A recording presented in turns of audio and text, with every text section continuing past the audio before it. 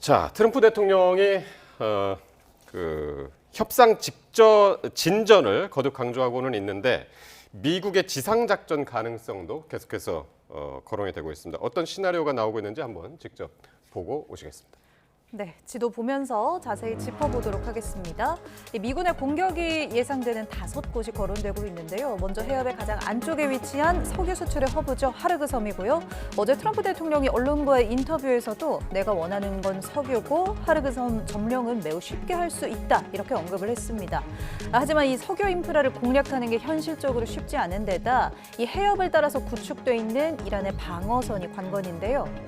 보시는 것처럼 이 라라크 섬부터 시작해서 아부무사 섬, 또 캐슘 같은 여러 섬들이 보입니다.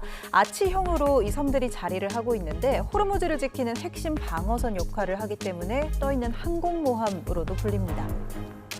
특히 전략적 요충지로 불리는 라라크 섬에서는 미사일이나 소형 공격정이 발사될 우려도 커서 이 섬이 가장 위협적이라는 분석이 나옵니다.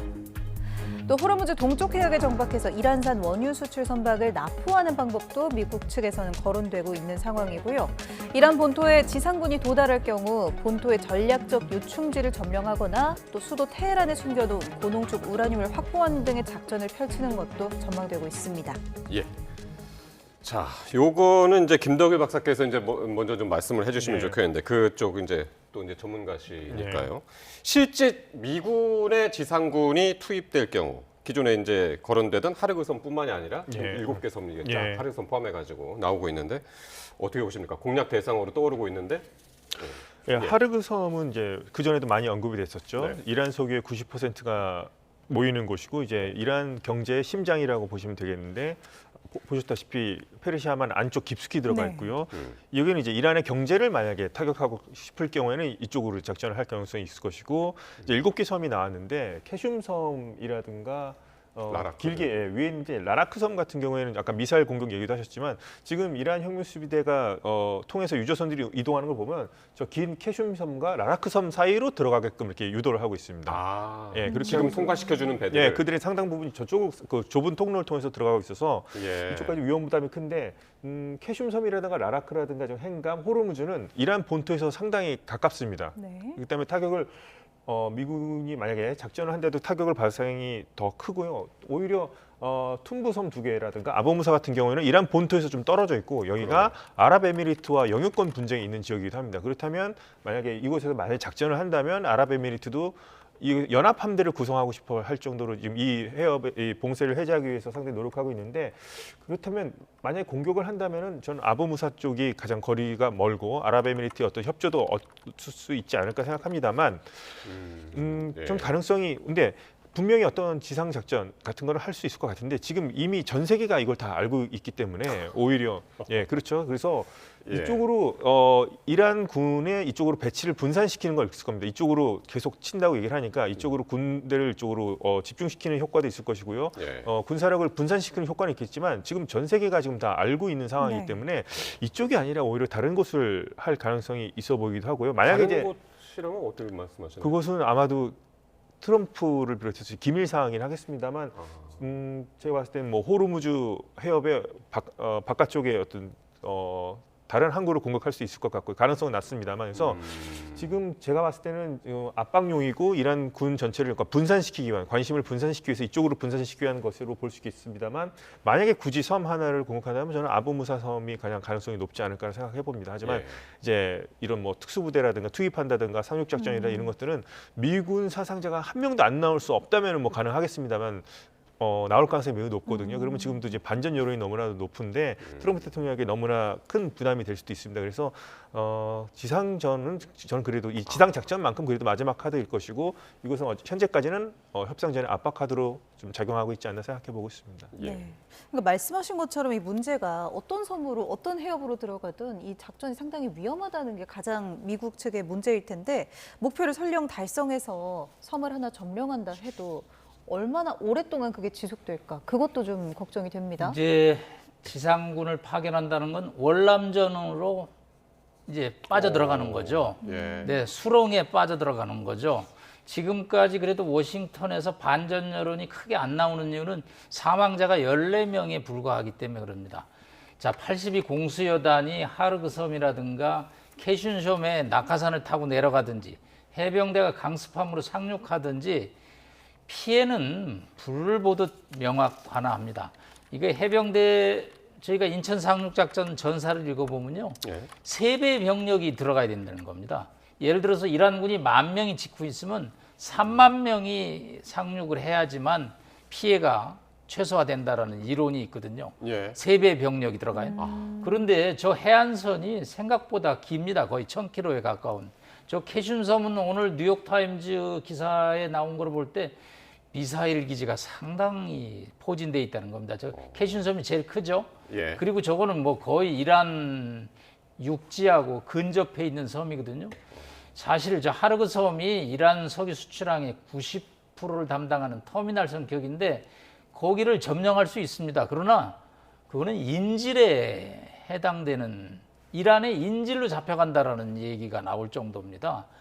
오히려 이란군이 미군들이요? 네, 상륙한 미군들이 인질이 될 수 있다. 하르그 섬에 상륙을 했으면 오히려 이란군이 미사일 몇 발을 보낸 다음에 이들을 포위해서 인질화 시킨다라는 뭐 그런 지금 작전 시나리오까지 나올 정도입니다. 인질이라는 단어는 과거에 뭐 테헤란의 미국 대사관의 인질 사건부터 인질의 악몽이 미국이 있거든요. 그렇기 때문에 지금 제이드 벤스 부통령은 해병대 병사로서 이라크의 공보장교로 근무한 적이 있거든요. 이 동네 분위기를 알기 때문에 조기 철수하겠다는 얘기를 하죠. 관리 병력만 좀 남겨두고 호르무즈해의 안전 통행을.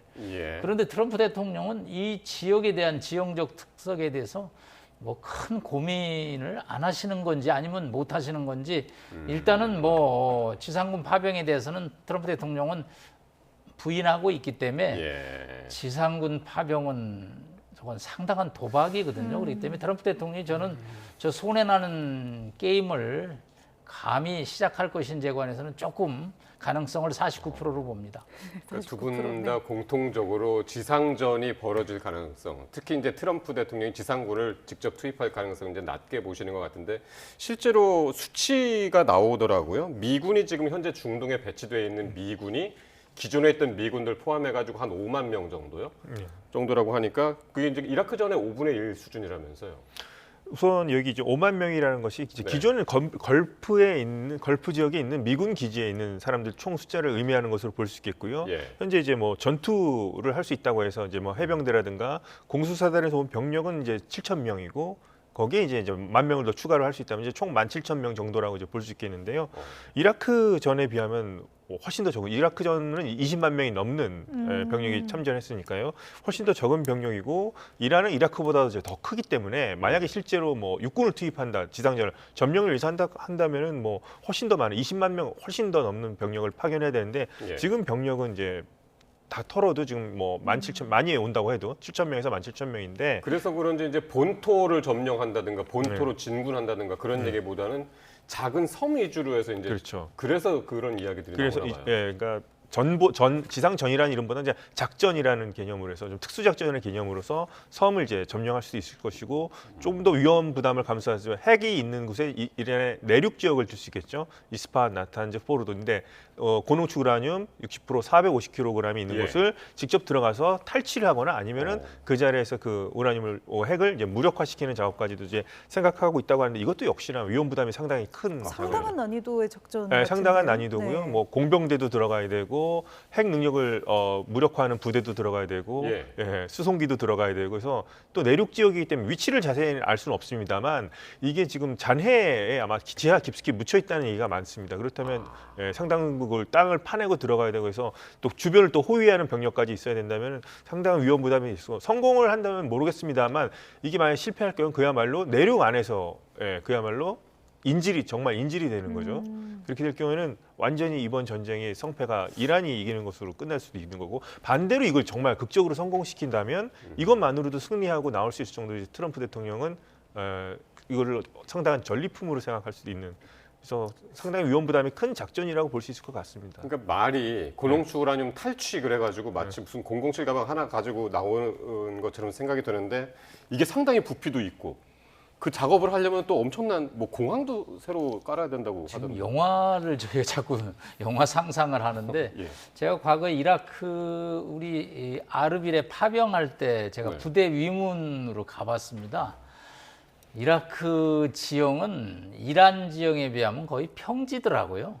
아, 그러니까 그만큼 뭐 작전하기가 쉽더라고요. 이라크가요? 네. 아, 예. 그런데 테헤란은 제가 가보니까 이거 70%예요. 나라의 산지가 70%이기 때문에 지하에 다 이런 모든 시설들이 깔려 있는데 그 어디에 있다고 그 해병대가 들어가서 그걸 450km의 고농축 우라늄을 탈취해 오는지 그거는 지금 영화를 착각하는 이라는 큰 나라입니다. 9천만의 인구에다가 지형이 보통 산악지대가 아니고요. 그런 상황에서 저거는 좀 지형을 모르는 호사가들의 그냥 이렇게 평론이라고 저는 볼 수 있습니다.